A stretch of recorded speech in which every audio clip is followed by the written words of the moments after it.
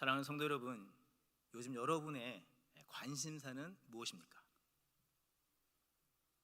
아무래도 우리가 코로나 시대를 살아가기 때문에 초미의 관심사는 언제 이 코로나가 그칠 것인가?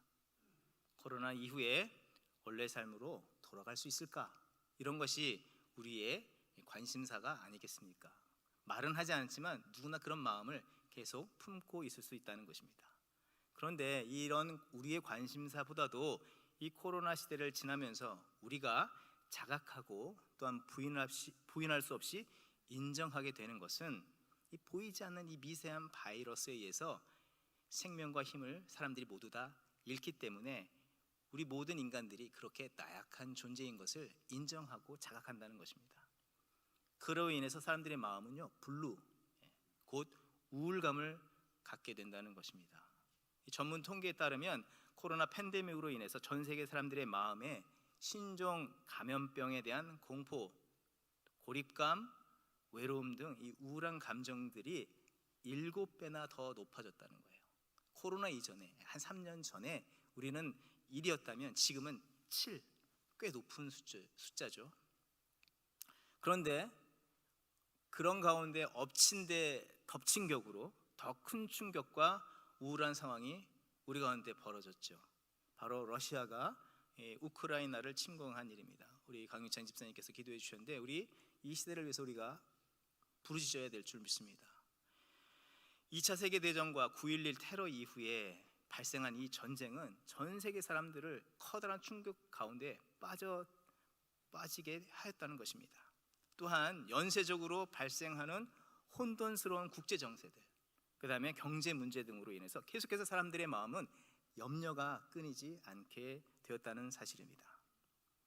이런 상황에서 사람들은 어떻게 살아도 이 고립감, 외로움, 두려움, 우울한 마음을 달래려고 붙잡는 것이 있었는데 그것은 바로 무엇이었습니까? 지난 3년 동안에 코로나 시대에 여러분 붙잡았던 것은 무엇일까요? 바로 인터넷입니다. SNS입니다. 유튜브, 인스타그램, 틱톡, 페이스북. 코로나 기간 동안에 그 기존보다 40에서 50%가 더 많이 접촉을 하였다는 그런 통계가 있습니다. 여러분은 어떠십니까? 내 친구 예수님이 아니라 내 친구 유튜브. 그렇게 고립감을 벗어나기 위해서, 불안감을 이겨내 버리기 위해서 SNS에 시간을 더 늘렸지만, 그렇지만 오히려 사람들의 마음에는 무엇이 찾아왔냐면 40% 더 이상 외로움과 불안감에 휩싸이게 되었다는 연구 발표가 있었습니다. 상대적으로 박탈감을 갖는다든지 잘못된 정보와 나쁜 정보들로 인해서 마음과 생각이 더 피폐해졌다는 것입니다. 영적으로도 바른 방향을 잃어버린 채 방황하기 때문에 더 낙심과 우울에 사로잡힐 수밖에 없는 것입니다. 구태여 이런 연구 조사를 여러분에게 드리면서 알려드리지 않아도 여러분이 체험한 일이고 여러분들이 다 인정하는 바라고 생각되어집니다. 여러분은 어떠십니까? 그런데 그런 가운데 이런 수치를 보면서 더 확실하게 우리가 알 수 있는 것이 있다면 그만큼 모든 사람들은 이 위기와 고난을 벗어나서 참된 회복과 위로와 소망을 원한다는 것입니다. 그것을 갈망하고 있다는 것입니다. 그렇다면 우리는 이 위기의 시대 속에서 갇힌 우리가 무엇으로부터 위로를 얻고 회복의 길로 나갈 수 있겠냐 하는 것입니다. 또 이 절망의 세대에 우리는 세상의 빛과 소금으로 지음받고 쓰임받도록 창조되었는데 이 세대, 이 절망과 우울한 이 세대에 우리는 과연 어떻게 세상을 위로하고 세상에 소망을 주며 세상을 온전한 자리로 이끌어갈 수 있느냐 하는 것입니다. 하나님 나라를 어떻게 이루어갈 수 있느냐 하는 것입니다. 오늘 본문의 말씀을 살펴보면 오늘 말씀은 예수 그리스도께서 죽은 나사로를 살리신 사건을 이야기하고 있습니다. 요한복음에서는 이를 표적이라고 말합니다. 요한복음에서는 7가지의 표적이 나옵니다. 첫 번째 표적은요, 가나의 혼인잔치에서 물을 포도주로 바꾼 사건이 나오죠. 그래서 그렇게 7가지가 나오는데 지난주 본문의 말씀처럼 베데스다 연못에서 38년 된 병자를 치유하신 사건도 표적입니다. 그리고 오늘 본문의 말씀 죽은 나사로를 살린 것도 표적이라고 부릅니다. 그런데 이 표적이라는 것은 무엇을 의미하냐면 일종의 사인판 같은 거예요. 사인판. 이것을 보면서 본래적으로 봐야 되는 목표를 정확하게 보게 하는 사인판 같은 것이다.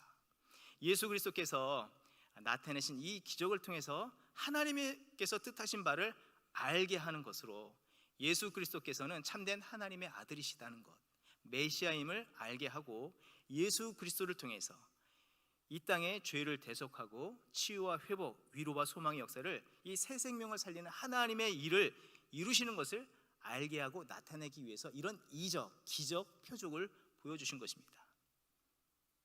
예수께서는 천국 복음을 전하고 계실 때에 베다니에서부터 급하게 사람들이 찾아왔습니다. 그들이 와서 전한 말은 예수께서 사랑하시는 나사로가 지금 중병에 들어가서 죽어가게 되었다. 속히 와서 치유해달라는 마리아와 마르다의 간청을 전한 것입니다. 예수께서는 이 베다니에서부터 그리 멀지 않은 한 2km 근방에 있는 곳에서 계셨습니다. 가까운 곳에 계셨고 2절의 말씀을 보면, 우리 요한복음 11장 2절의 말씀을 보게 되면 이 마리아와 마르다에 대해서 소개가 되는데, 이 마리아 주께 향유옥합을 깨뜨려서 자기 머리털로 주님의 발을 씻긴 이 마리아의 오빠가 바로 나사로라는 거예요. 그렇기 때문에 거리상 관계성을 보더라도 예수님께서 한 달음으로 달려가서 치유해 주실 수 있는 그런 상황이었다는 것입니다. 그렇지만 예수께서는 그런 죽어가는 나사로에게 가시지 않았습니다. 그리고 이틀을 그 자리에 더 머무르셨습니다. 그리고 또한 어떻게 말씀하셨냐면, 얼마 전까지 예수 그리스도를 배척하고 죽이려 하던 유대인들이 있는 그 땅으로 가시겠다고 말씀을 하시는 겁니다. 다 좋습니다. 문제는 그렇게 시간을 지체하고 그런 말씀을 하시는 동안에 무슨 일이 벌어졌습니까? 그만 나사로가 죽어버렸습니다.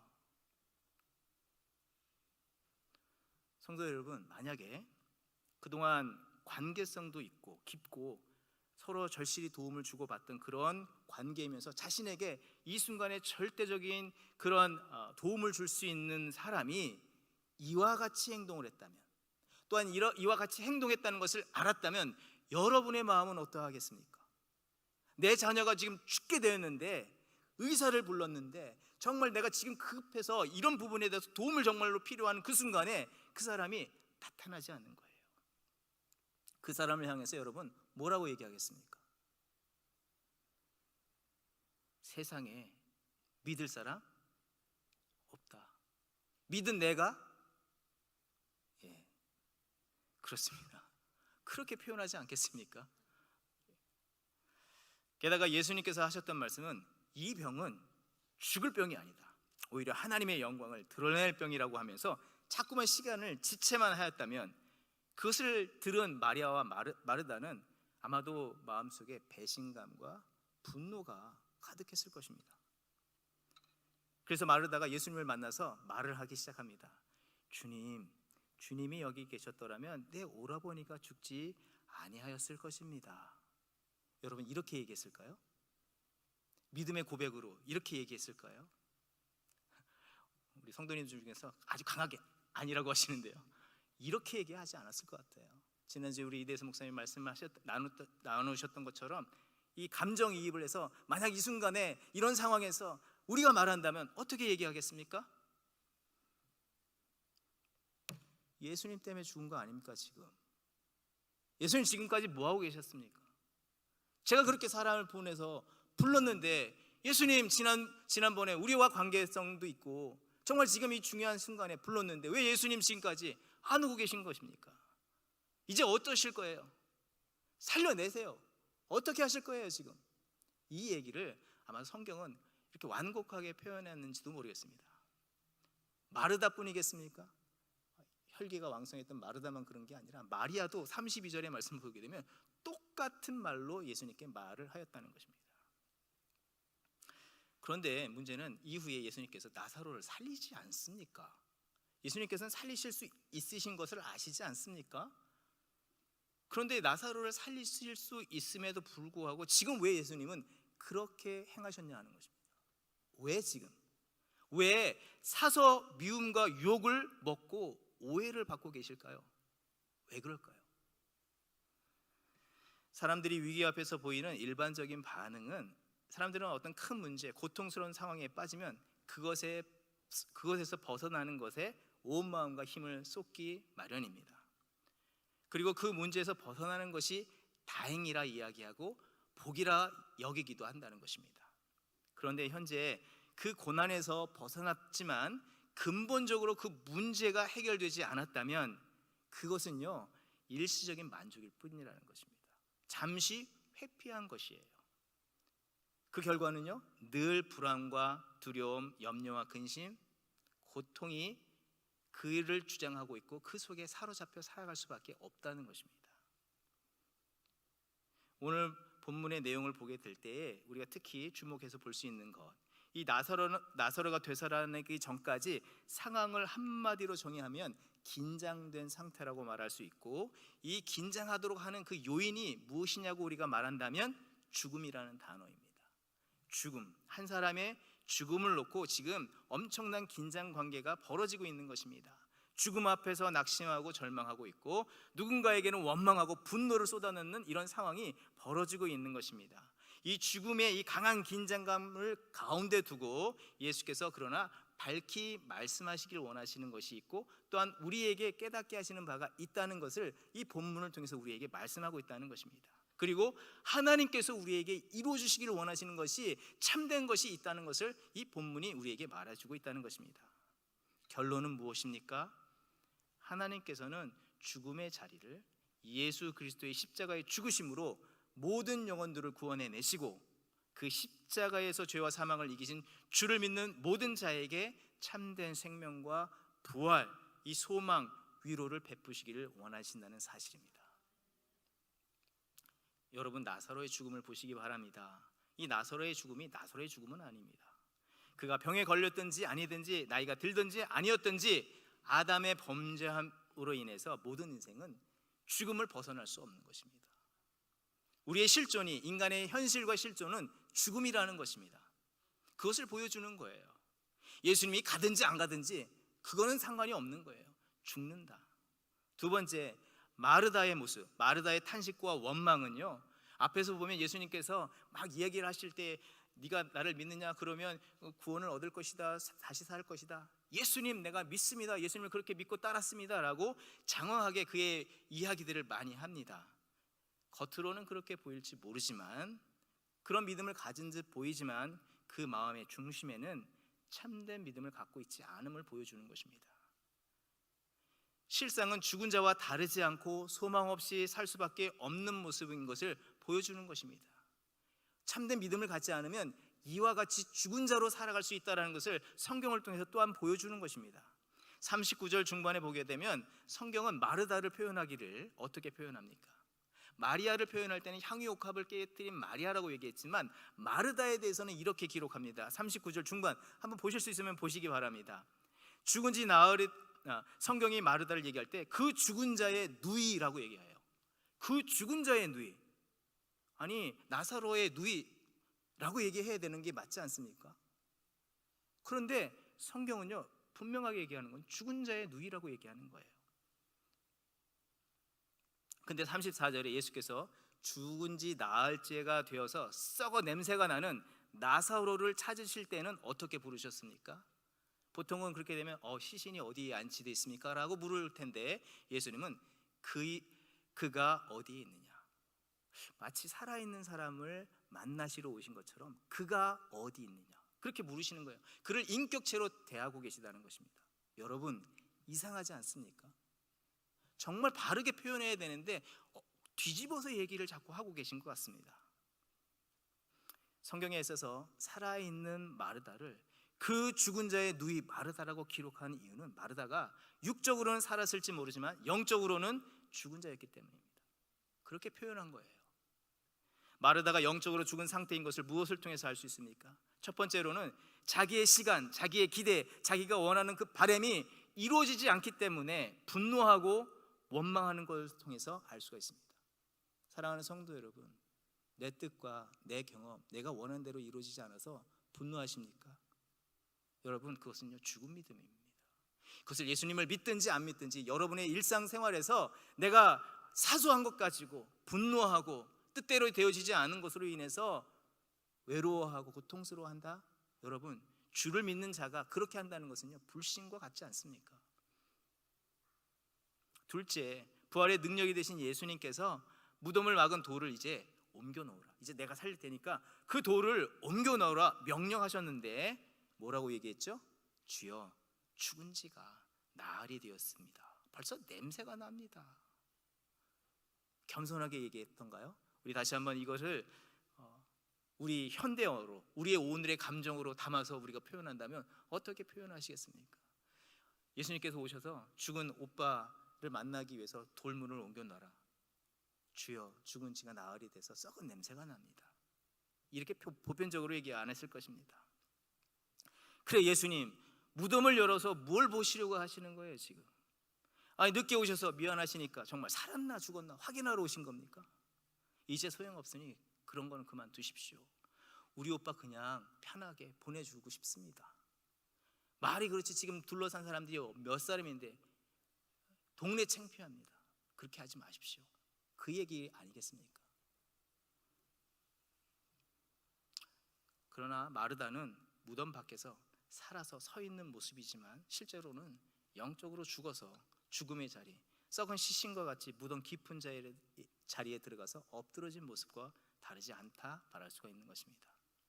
그런가 하면 또 다른 죽음이 이 본문 안에 등장하는데, 그것은 나사로와 마르다처럼 인생의 한계에 부딪혀서 죽음의 자리를 못 떠나는 그런 모습과는 달리 8절의 말씀을 보게 되면 예수께서는 자기를 죽이려 하는 유대인들 가운데로 들어가시겠다, 죽음의 자리로 자발적으로 발걸음을 옮겨가시는 모습을 보여주고 있다는 것입니다.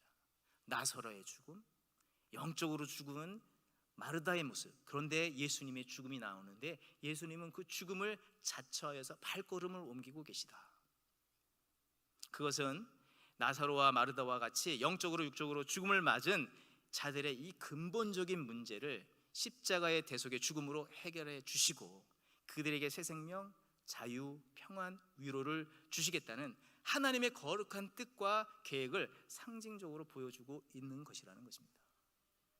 우리가 다 읽지는 않았지만 이제 후반절에 보게 되면 50절의 말씀을 보게 되면 예수께서 이제 나사로를 살린 그 일로 인해서 그때로부터 사람들이 모여서 예수를 죽이려고 합니다. 분노합니다. 모든 사람들의 관심이 예수께로 쏠리는 것을 유대의 지도자들이 너무나 불쾌해하고 이것은 예수를 어떻게 가만히 두어서는 안 된다고 그 마음이 그렇게 모였을 때에 대제사장 가야바가 이렇게 말을 합니다. 한 사람이 백성을 위해서 죽어서 온 민족이 망하지 않게 되는 것이 너희에게 유익한 줄을 생각하지 아니하는도다. 대제사장 가야바는 예수 한 사람을 죽이면 이 시끄러운 문제를 다 해결할 수 있어, 그리고 너희들이 놓치고 싶지 않은 이 이스라엘 백성들을 너희들이 다 움켜쥘 수 있어 라고 얘기하면서 그 방법을 가르쳐 줬습니다. 그런데 이 말이야말로, 이 죽음이야말로 모든 백성과 온 민족이 망하지 않게 되며 되살아나는 길이 되었다는 것입니다. 우리는 이 말씀 속에서 다음과 같은 결론을 얻을 수 있습니다. 세상은 장차 죽어 영원히 죽음 가운데 갇혀버린 나사로를 지금 당장이라도 잠시 되살리는 것을 참된 소망이라고 삼으면서 그렇게 자신들이 원하는 바대로 이루어지는 것을 위로로 삼고자 하지만 참된 구원과 생명, 회복과 위로와 소망은 하나님 크신 뜻 안에 예수 그리스도를 믿는 그 믿음 가운데 있다는 것을 우리는 분명히 알아야 하는 줄 믿습니다. 그리고 죽어 썩어가는 나사로를 죽은 나사로의 시신을 앞에 두고 낙심하고 소망을 잃고 두려워 떠는 자들과 같이 모든 자들에게 사망을 이기고 부활의 능력과 은총을 베푸실 참된 위로자는 오직 예수 그리스도이시며 예수 그리스도를 믿는 믿음을 가지고 있어야만이 참된 위로와 평안을 얻는다는 것입니다. 그런데요, 이 말씀이 2000년 전에 마르다나 마리아나 유대인들을 또 제자들에게만 하신 말씀이 아니라는 것입니다. 이 시대에 우리가 직면한 모든 절망적인 상황에서도 그와 같이 살아야 할 것을 말씀해 주는 것입니다. 하나님을 참된 소망, 생명으로 여기면서 살아가는 주의 백성이 되라 말씀하고 있는 것입니다. 사랑하는 성도 여러분, 혹 우리 가운데 나사로 같은 분은 계시지 않습니까?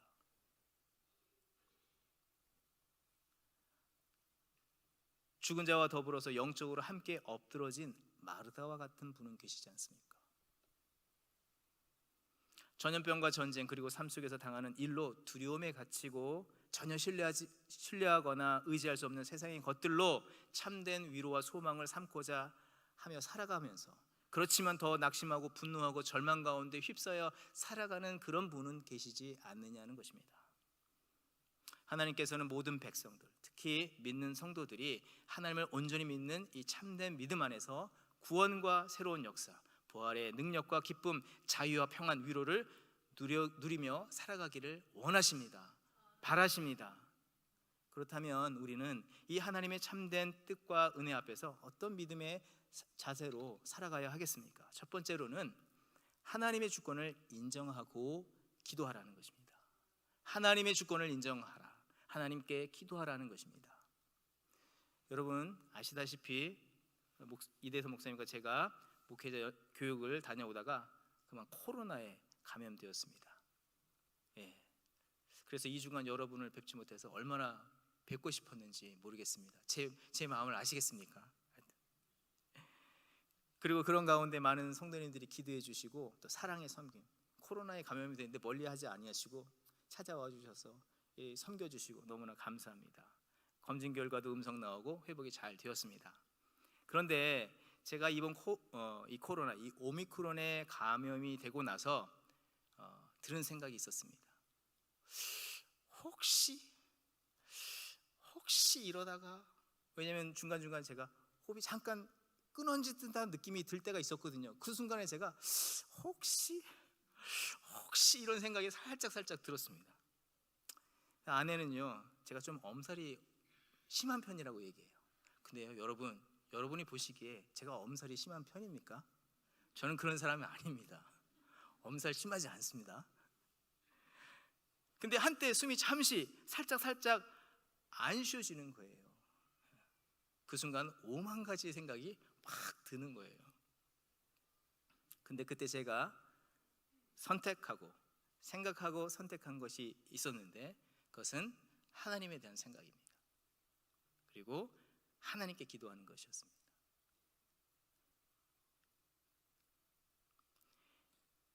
이 감염에서 낫게 하는 명약이나 몸을 보호할 음식도 아니라 특별히 오늘 예배의 부름인 시편의 말씀, 여호와는 나의 방패시오 산성이요 피할 바위이십니다.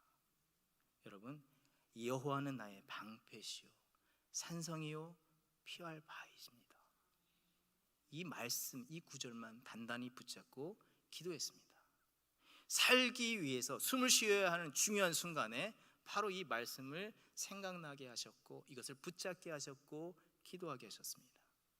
그런데 이 문제 앞에서 주를 인정하고 주께 간구하였더니 그 순간 저의 그 연약한 육신 가운데 하나님의 평안이 임하게 되었고 다시 건강하게 숨을 잘 쉴 수 있게 되었다는 것입니다.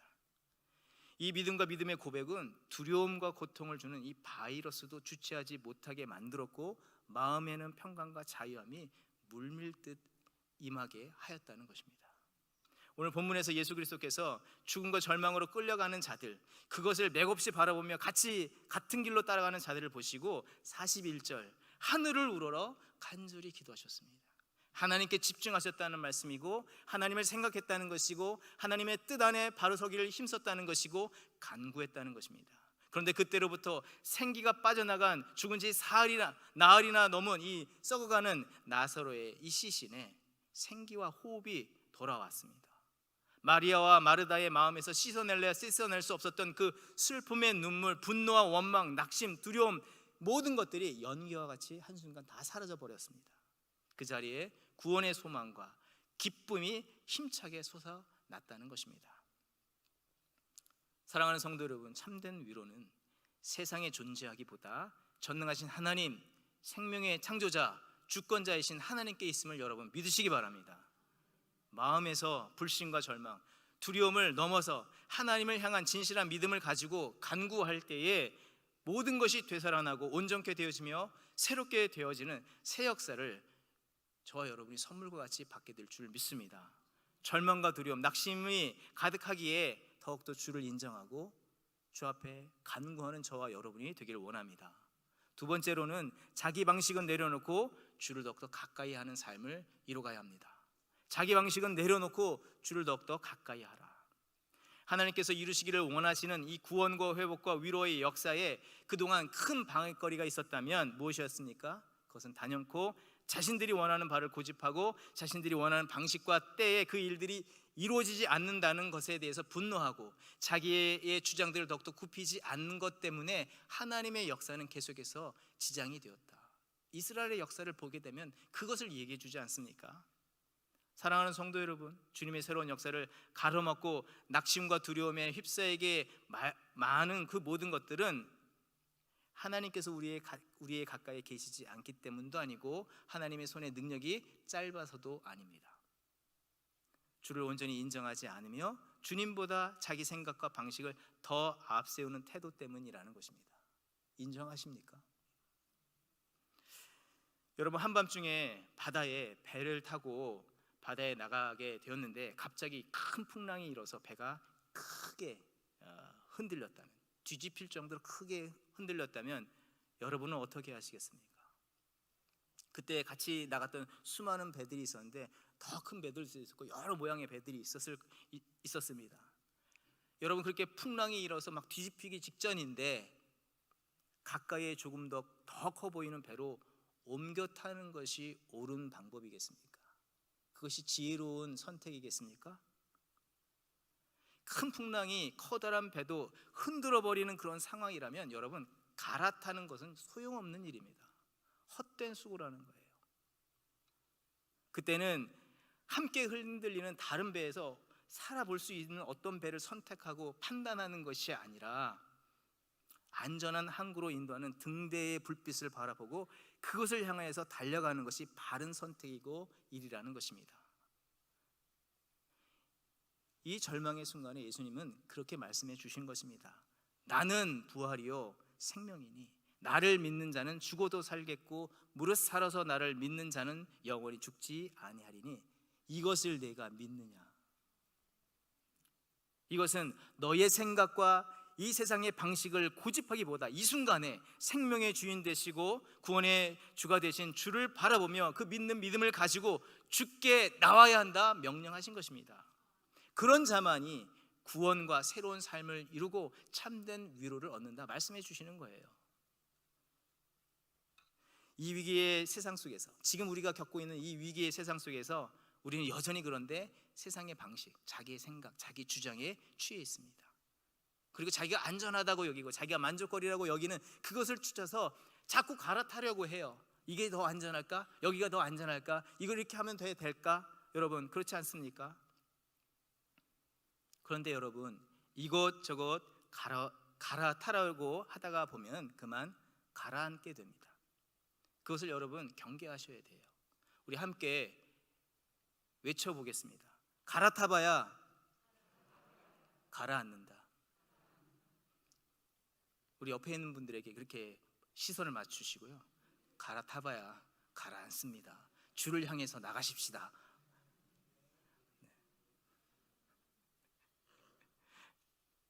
한 분이 그러시네요. 갈아타봐야 다 소용없어. 여러분, 세상에 의지할 게 없는데 거기서 거기를 갈아타봐야 무슨 소용이 있겠습니까? 주를 향하는 저와 여러분이 되기를 원합니다. 야고보서 4장 8절의 말씀, 하나님을 가까이 하라. 그리하면 너희를 가까이 하시리라. 구체적으로 주를 가까이 한다는 것은 이번 코로나를 경험하면서 원하건 원창건 자가 격리를 해야 했는데 우리의 영적인 삶도 그래야 해야 된다는 것입니다. 이 영적으로 정신적으로 혼미한 이 세대에서 세상의 소리에 민감하고 마음을 빼앗기기보다 그것에서부터 자신을 구별시키고 자가 격리를 시키고 주께 더 나아가기를 힘쓰는 저와 여러분이 되기를 원합니다. 헛된 자기 생각과 일들에서 자신을 분리시키고 하나님께 집중하는 것입니다. 그것은 바로 예배의 자리에 나오는 것이고 예배를 사모하는 마음입니다. 그리고 우리 영혼을 치유하고 회복해야 하는 온전케 하신 하나님의 말씀, 우리를 살리게 하는 명약, 신약과 구약, 그 말씀을 우리의 중심에 두고 살아가는 저와 여러분이 되어야 할 줄 믿습니다. 그리고 그 힘을 얻는 대로 주께서 주신 그 사명을 위해서 살아가기를 오히려 힘을 쓰는 저와 여러분이 되길 원합니다. 끝으로는 영적으로 거룩한 연합을 더욱더 힘쓰고 그것을 이뤄가는 우리들이 되어야 한다는 것입니다. 미국 예일 대학의 한 연구를 통해서 이 팬데믹 기간에도 유독 외로움과 또 이런 고립감을 경험하지 않은 사람들의 이 공통점이 있었다는 것입니다. 그 사람들의 공통점 중에 하나는 사람들과의 어정쩡한 관계를 맺는 사람이 아니라 5명 이상의 매우 친밀한 관계를 유지한 사람들이었다는 거예요. 여러분, 이번 팬데믹 기간 동안에 여러분은 어떤 분과 어떤 교제를 이루셨습니까? 여기서 우리는 이 시대 속에서 예수를 믿음에도 낙심과 우울해한다는 또 다른 이유를 분명하게 알 수가 있는데, 하나님의 주권적인 역사, 구원과 부활의 능력이신 예수 그리스도와 친밀하다, 깊은 사랑의 관계라고 우리는 말하고 있지만 실제로는 어정쩡한 관계가 아니었냐 하는 것입니다.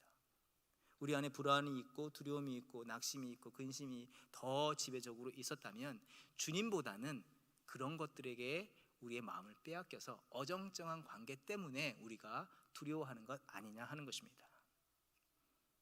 이 시대에 우리는 무엇보다도 가장 먼저 마르다가 믿노라 사랑한다 말하고 하면서도 불신하던 그런 모습을 버려야 하는 줄 믿습니다. 이 어정쩡한 영적인 관계를 청산하고 하나님과의 온전한 관계를 이루고 예수 그리스도와 성령님과 이 동행하는 삶을 이루는 저와 여러분이 되기를 주의 이름으로 부탁을 드립니다. 뿐만 아니라 거기에 더해서 참된 믿음의 가족과 지체들과 더욱더 긴밀한 또 영적인 나눔의 그런 일들에 힘을 쓰는 저와 여러분이 되어야 할 줄 믿습니다.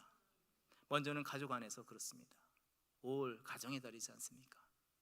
주님의 사랑과 뜻 안에서 영적으로, 마음으로, 심리적으로 더욱 친밀한 관계를 이루기를 힘써야 하겠습니다. 남편은 아내에게, 아내는 남편을 위해서, 부모는 자녀를 위해서, 자녀는 부모를 위해서 기도하고 사랑하고 존경하며 격려해야 하겠다는 것입니다. 또한 가정뿐만 아니라 더 큰 가정 공동체, 예수 그리스도의 공동체인 교회 공동체, 소그룹에서 주께서 원하시는 영적인 이 친밀감, 거룩한 관계를 이루고 또 그 거룩한 관계를 계속해서 넓혀 나가는데 힘을 다하는 저와 여러분이 되어야 할 줄 믿습니다. 여러분, 5명 이상의 영적인 친밀한 관계를 이루고 살고 계십니까? 하나님과의 관계는 어떻습니까? 나와 나 자신의 관계는 어떻습니까? 가족과의 관계는 어떻습니까? 성도들과의 관계는 어떻습니까? 직장에서, 사회, 삶의 자리에서 여러분의 사람들과의 관계는 어떻습니까?